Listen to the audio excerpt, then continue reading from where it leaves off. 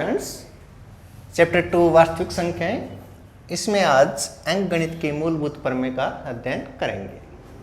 मूलभूत प्रमेय से पहले अपने को इसमें जानना होगा कि भाज्य संख्याएं और अभाज्य संख्याएं क्या होती हैं। भाज्य संख्याएं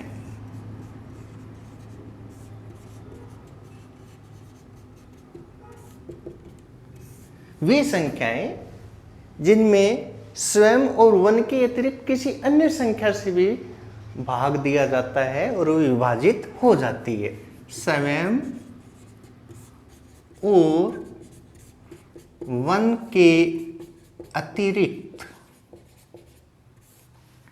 किसी अन्य संख्या से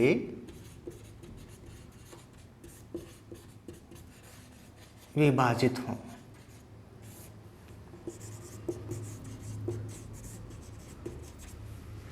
दूसरी होती हैं अभाज्य संख्याएं।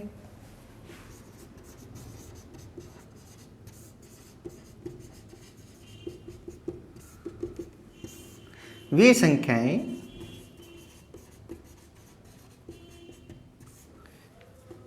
जो सिर्फ स्वयं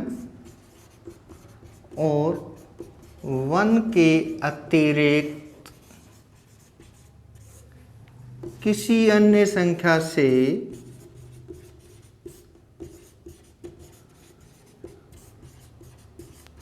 विभाजित नहीं होते।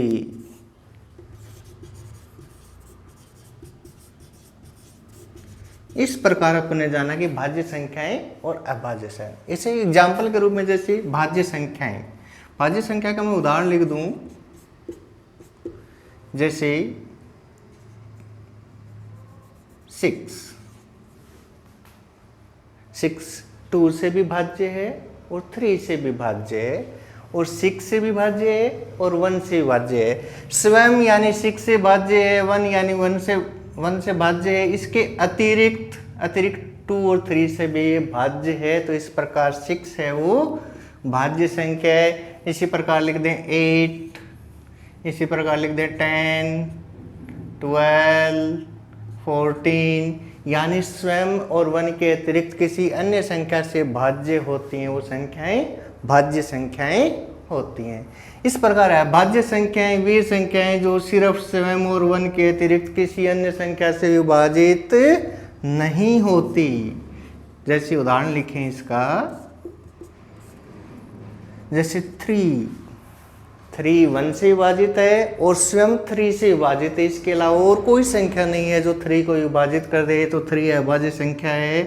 5 7 11 13, ये इस प्रकार की संख्याएं जो स्वयं और 1 से विभाजित होती हैं, इनके अलावा किसी अन्य संख्या से विभाजित नहीं होती, भाज्य संख्याएं कहलाती हैं। इन भाज्य संख्या और अभाज्य संख्याओं का आधार पे ही अंकगणित के मूलभूत प्रमेय पढ़ते हैं। इसका कथन, अंकगणित के मूलभूत प्रमेय के अनुसार किसी भाज्य संख्या को उसके गुणनखंड के रूप में व्यक्त किया जाता है, यानी उसके भाज्य गुणनखंड किए जाते हैं तो वो गुणनखंड अद्वितीय होते हैं। कथन लिखते हैं इसका, अंकगणित के मूलभूत प्रमेय के अनुसार किसी भाज्य संख्या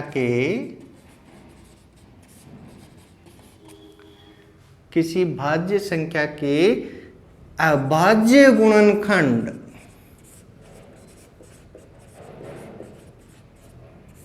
किए जाएं तो ये अभाज्य गुणनखंड अद्वितीय होते हैं, अद्वितीय होते हैं। यदि उसके भाज्य गुणनखंड करेंगे तो हो सकता है वो अलग अलग मिल जाएं, लेकिन यदि उसके अभाज्य गुणनखंड किए जाएंगे तो उनके गुणनखंड हमेशा अद्वितीय मिलते हैं। जैसे मैं छोटा सा एग्जांपल लेता हूं, 4 4 के यदि 2 से डिवाइड करें तो 2, 2 से फिर 1, यानी 4 के अभाज्य गुणनखंड आ गए 2 इंटू 2 इंटू 1, तो यानी 2 की पावर 2 इंटू 1, यानी ये अद्वितीय है, ऐसी स्थिति और नहीं मिलेगी। यहाँ पे मैंने कौन से गुणनखंड किए हैं? अभाज्य गुणनखंड।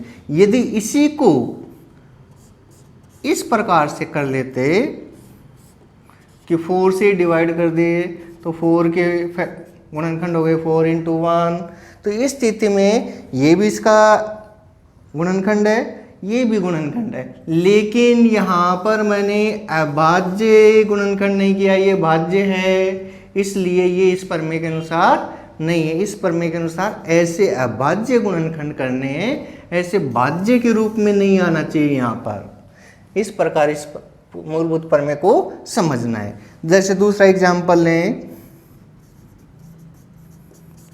मैं लिख देता हूं यहाँ पर 42, तो 42 के अभाज्य गुणनखंड करते हैं 2 से 21, फिर 2 से डिवाइड नहीं होता, 3 से 7, फिर 7 से 1, यानी 42 के अभाज्य गुणनखंड आए 2 इंटू 3 इंटू 7 इंटू 1। ये एक प्रकार से अपने रूप में अद्वितीय है, यानी इस जैसा कोई और इस 42 का फैक्टर अभाज्य गुणनखंड निकालेंगे तो इनके अलावा कोई और डिजिट अपने को नहीं मिलेगी। इस प्रकार अपने पास अंकगणित के मूलभूत प्रमेय है, उसका कथन अपने पास समझ में आता है कि गुणन किसी भाज्य संख्या की अभाज्य गुणनखंड, यहाँ पे ध्यान देना है गुणनखंड सिर्फ अभाज्य ही करने हैं, अभाज्य गुणनखंड किए जाएं तो ये अभाज्य गुणनखंड अद्वितीय होते हैं। मेरे को लगता है आपको अच्छे से समझ में आया होगा। Thank you.